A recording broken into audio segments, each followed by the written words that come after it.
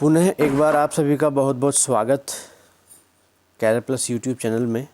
मैं नीरज निमल आज बात करूंगा आपके साथ चाइल्ड डेवलपमेंट एंड पैडागोजी के प्रीवियस ईयर्स के क्वेश्चंस पर, जो हमने आपको एक वीडियो सुबह में प्रोवाइड कराया था।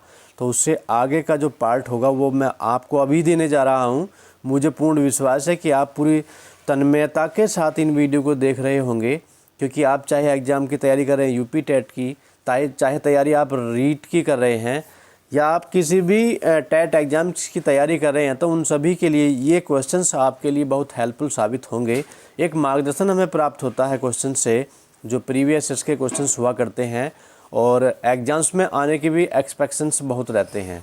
ठीक है, तो अब उसी कड़ी को आगे बढ़ाते हुए सबसे पहले मैं गुजारिश करता हूँ कि सभी लोग वीडियो को लाइक करें। अपने चैनल पर जो फर्स्ट टाइम आए हैं ना, वे चैनल को सब्सक्राइब कर लें और कमेंट्स करके मुझे ज़रूर बताएं कि आपको वीडियो कैसा लगता है और कौन सा वीडियो आप और चाहते हैं। ठीक है, चलिए बढ़ते हैं आगे। पहला प्रश्न आज का ये दिया है कि बाल्यावस्था अवस्था होती है, बाल्यावस्था जो होती है वह कब तक की होती है, आपको बताना था। और ये क्वेश्चन हमारा आया था सीजी टेट में 2011 में। तो सभी स्टूडेंट्स मेहनत से पढ़ रहे हैं। मुझे विश्वास है कि आप लोगों का आंसर जो आएगा वो ये आएगा कि बाल्यावस्था जो होती है वह 12 वर्ष तक की होती है। ठीक है, और उसके बाद में फिर किशोरावस्था स्टार्ट हो जाती है। अब आगे प्रश्न है कि व्यक्तित्व विकास की अवस्था है, व्यक्तित्व विकास की पर्सनालिटी डेवलपमेंट की जो स्टेज होती है वह कौन सी होती है? अधिगम एवं वृद्धि, व्यक्तिव्रत अध्ययन, उपचारात्मक अध्ययन या इनमें से कोई नहीं। तो कौन सी अवस्था है व्यक्तित्व विकास की, ये यहाँ पर बताना वाला प्रश्न था। प्रश्न अच्छा था, ये भी सीजी टेट में 2011 में आया था और राइट प्रश्न का आंसर बना है अधिगम एवं वृद्धि। ठीक है, लर्निंग करते रहना और उसी में फिर आपका ग्रोथ बढ़ता जाएगा, यही पर्सनालिटी डेवलपमेंट हुआ करता है। अब आगे है कि विकास में वृद्धि से तात्पर्य, विकास में जैसे अभी अधिगम एवं वृद्धि हमने पढ़ा, तो विकास में वृद्धि कहाँ से आई, इससे क्या आशय है, ये भी यहाँ पर बताने के लिए क्वेश्चन पूछा गया था। देखिए सीजी टेट के क्वेश्चंस हैं ये।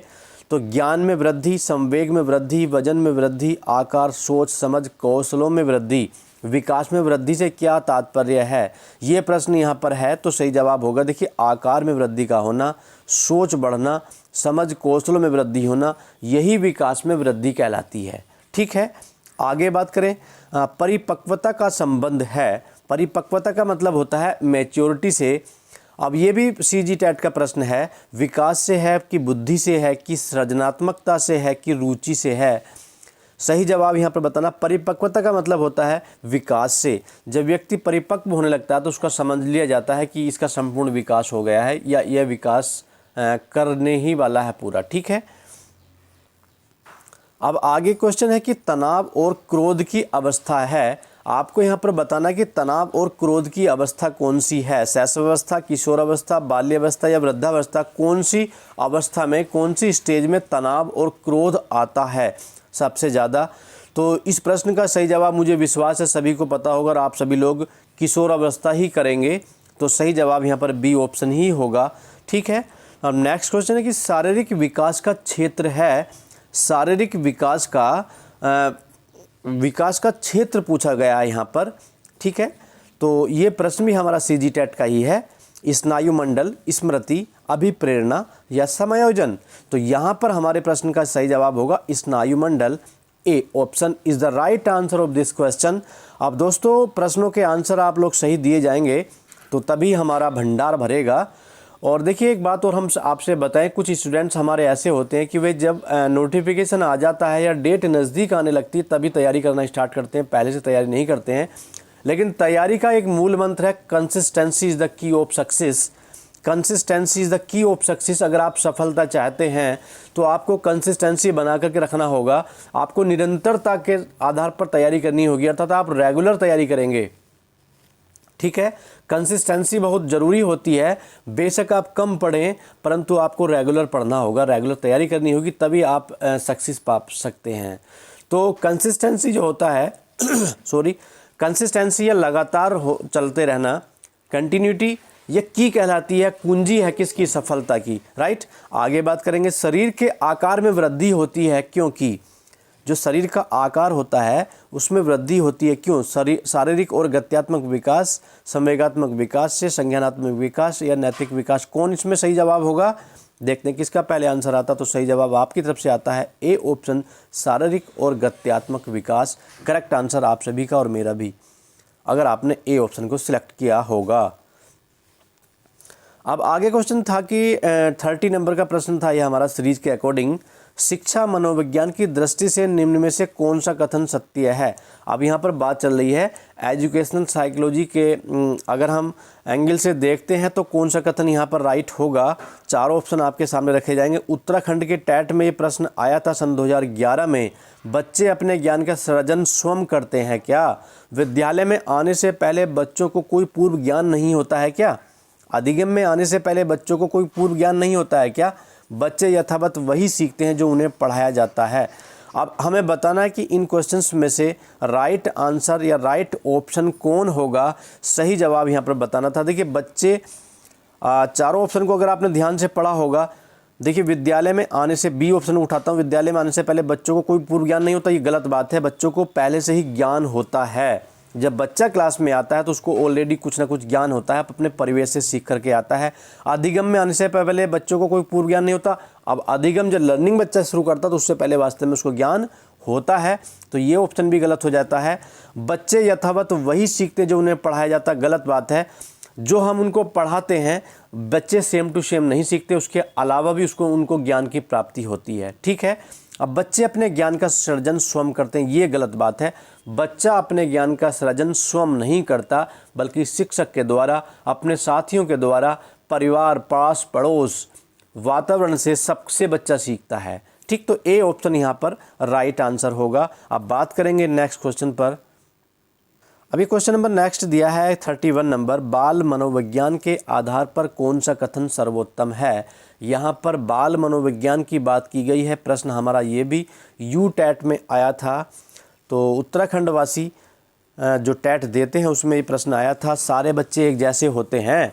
प्रत्येक बच्चा विशिष्ट होता है, कुछ बच्चे विशिष्ट होते हैं, कुछ बच्चे एक जैसे होते हैं। अब ये चार ऑप्शन हमारे प्रश्न के थे। आपको बताना था कि बाल मनोविज्ञान के आधार पर कौन सा कथन यहाँ पर सर्वोत्तम होगा। तो इस प्रश्न का सही जवाब बनता है प्रत्येक बच्चा विशिष्ट होता है।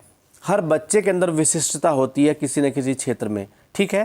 तो बी ऑप्शन हमारे प्रश्न का राइट आंसर था। अब नेक्स्ट क्वेश्चन आपके सामने है on the screen. Punjab TET में प्रश्न आया था सन 2011 में दोस्तों, एक बच्चे की वृद्धि और विकास के अध्ययन की सर्वाधिक अच्छी विधि कौन सी है? हमें एक बच्चे की वृद्धि और विकास के अध्ययन की सर्वाधिक अच्छी विधि को जानना है, कौन सी होगी? बच्चे का ग्रोथ भी होनी चाहिए और डेवलपमेंट भी होना चाहिए। तो इसके लिए कौन सी विधि, कौन सा मेथड सबसे बेस्ट रहेगा? मनोविश्लेषण विधि, तुलनात्मक विधि, विकासीय विधि या सांख्यिकीय विधि? यहाँ पर करेक्ट आंसर कौन बनेगा? तो यहाँ पर सही जवाब होगा विकासीय विधि जो होती है वो बच्चे के ग्रोथ एंड डेवलपमेंट के लिए सर्वोत्तम है या सबसे बेस्ट विधि है, ठीक है। अब नेक्स्ट क्वेश्चन आपके सामने, नवजात शिशु का भार होता है, सभी को पता होगा, बी टैट में आया है, बिहार के टैट में ये प्रश्न आया था, नवजात शिशु का भार होता है। आपको बताना कि नवजात शिशु का कितना भार होता है। पाउंड में पूछा गया, 6 पाउंड का होता है क्या? 7 पाउंड का होता है क्या? 8 पाउंड का होता है क्या? 9 पाउंड का होता है क्या? यहाँ पर सही जवाब होगा क्या? यहाँ पर सही जवाब होगा 7 पाउंड। अब बात चलती है कि 1 पाउंड में कितना वेट होता है। 1 पाउंड बराबर 453.6 ग्राम होता है दोस्तों। 453.6 ग्राम का 1 पाउंड होता है। इस प्रकार से जो बच्चे का भार होता है ना, वो लगभग 3-3.25 किलो के बीच में होता है, 2.25 किलो, 3 किलो का ऐसा करके बच्चा होता है। तो यहाँ पर नवजात शिशु का भार 7 पाउंड में आका गया। ये प्रश्न हमारा बी टैट में आया था।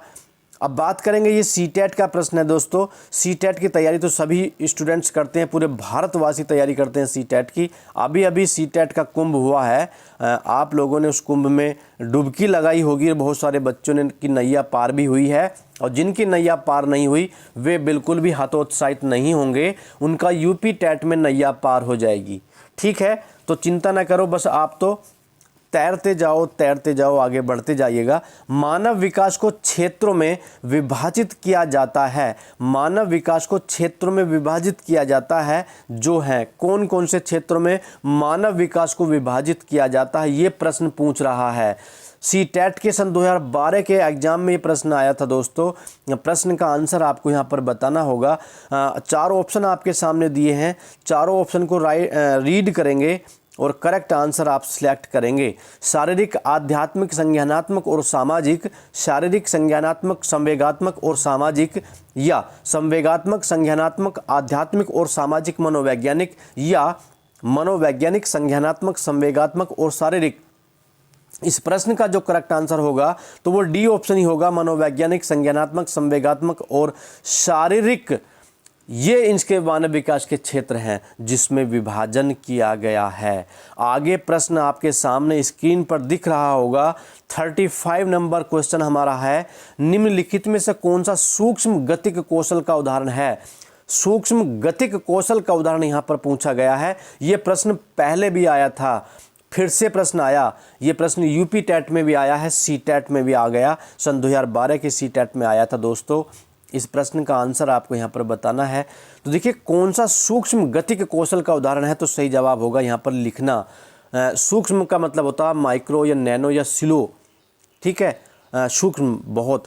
तो यहाँ पर चढ़ना, दौड़ना, फदकना ये तो बहुत फास्ट हो जाते हैं, लिखना यहाँ पर सूक्ष्म गतिक कौशल कहलाएगा, ठीक है। अब आगे प्रश्न है कि किशोर स्पेस का अनुभव कर सकते हैं।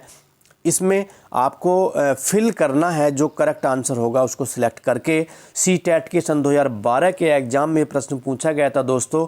किशोर खालिस्तान का अनुभव कर सकते हैं, बचपन में किए गए अपराधों के प्रति डर के भाव का अनुभव कर सकते हैं क्या, आत्मसिद्धि के भाव का अनुभव कर सकते हैं क्या, जीवन के बारे में परितृप्ति का अनुभव कर सकते हैं क्या, दुश्चिंता और स्वयं से सरोकार का अनुभव कर सकते हैं क्या।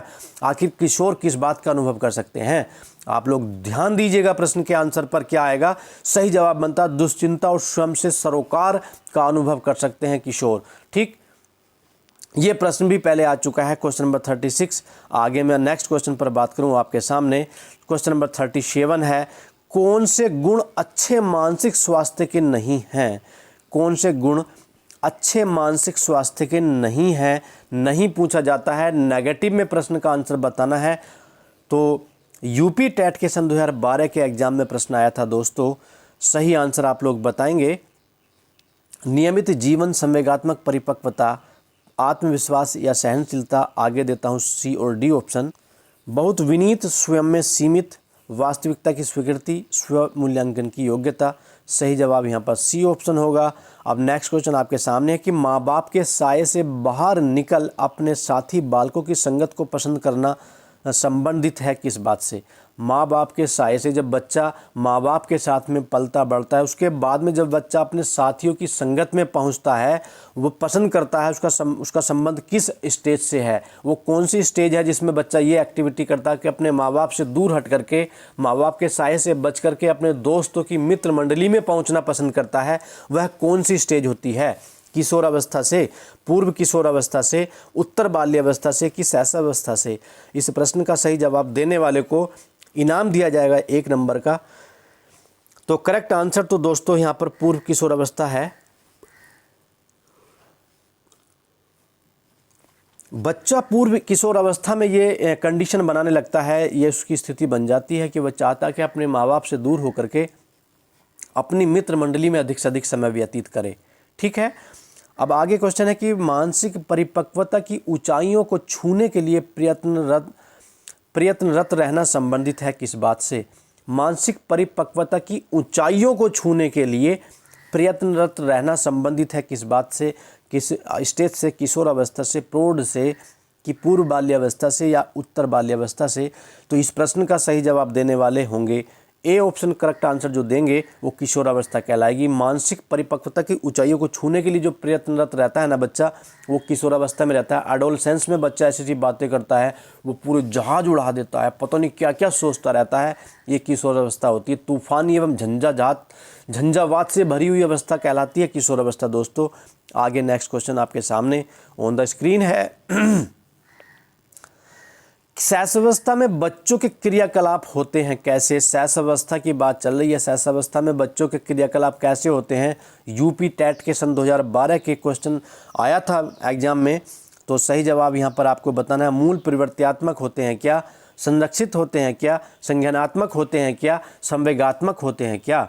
तो सही जवाब यहाँ पर होगा मूल परिवर्त्यात्मक होते हैं। शैशवावस्था में बच्चों के जो क्रियाकलाप होते हैं वो मूल परिवर्त्यात्मक होते हैं, वे संरक्षित या संज्ञानात्मक नहीं होते, क्योंकि बच्चा शैशवावस्था में बिल्कुल इन्फेंट होता है, छोटा होता है। तो जो उसके अंदर मूल प्रवृत्ति होती है ना, जो मूल प्रवृत्ति होती है, जैसे कि बच्चे को रोना, भूख लगना, है ना, ये छोटी छोटी जो उसकी प्रवृत्तियाँ होती हैं, वही क्रियाकलाप बच्चा करता है शैशवावस्था में। ठीक है, आगे प्रश्न है कि विकास का वही संबंध परिपक्वता से है जो उद्दीपन का। अब यहाँ पर कंपैरिजन के आधार पर क्वेश्चन पूछा गया कि जो रिलेशन वाला क्वेश्चन हो जाता कि विकास का संबंध जो परिपक्वता से है ना, वही संबंध उद्दीपन का किससे है? यूपी टेट के सन 2012 के सेट में प्रश्न आया था, तो सही जवाब यहाँ पर होगा प्रतिक्रिया से। ठीक है, सॉरी। अब आगे प्रश्न है, निम्न में से कौन सा कथन विकास के बारे में सत्य नहीं है? दोस्तों, विकास के बारे में कौन कथन सत्य नहीं है, आपको ये बताना है। मेरा गला पता नहीं क्या कर रहा है, गला पकड़ते जा रहा है बार बार। आर टेट के सन 2011 के एग्जाम में प्रश्न आया था, तो इस प्रश्न का सही जवाब आपको बताना है। कौन सा कथन विकास के बारे में सत्य नहीं है? तो सही आंसर मैं बता देता हूँ, विकास विशिष्ट से सामान्य की ओर होता है। ये कथन विकास के बारे में सही नहीं है। विशिष्ट से सामान्य की ओर विकास नहीं होता, बल्कि सामान्य से विशिष्ट की ओर विकास होता है। ठीक है, ये प्रश्न था हमारा। नेक्स्ट क्वेश्चन है दोस्तों कि अवधारणाओं का विकास मुख्य रूप से किसका हिस्सा है? अवधारणाओं का विकास सी टेट के सन 2011 के पेपर में प्रश्न पूछा गया। सही जवाब बताएंगे आप लोग। अवधारणाओं का विकास मुख्य रूप से बौद्धिक विकास का हिस्सा है। ठीक है, तो ए ऑप्शन करेक्ट आंसर होगा। नेक्स्ट क्वेश्चन ले लेते हैं और यहीं पर नेक्स्ट क्वेश्चन लेंगे नेक्स्ट सीरीज में। और मैंने आपको यहाँ पर 43 नंबर तक के क्वेश्चंस प्रोवाइड कराए। मुझे विश्वास है कि इन प्रश्नों को आप अच्छे से समझ पाए होंगे। और आपको वीडियो अच्छा लगा है तो वीडियो को लाइक करें, अगर नहीं किया था चैनल को सब्सक्राइब कर लें दोस्तों, और अपने अपने व्हाट्सएप ग्रुप में वीडियो को शेयर करते रहिएगा। ठीक है, और हमें आप टेलीग्राम पर जल्द से जल्द सब्सक्राइब कर लें, जिससे कि आपको PDF वहाँ पर मिलती रहें। ठीक, मिलते हैं नेक्स्ट लेसन में। अपना ख्याल रखिएगा। धन्यवाद।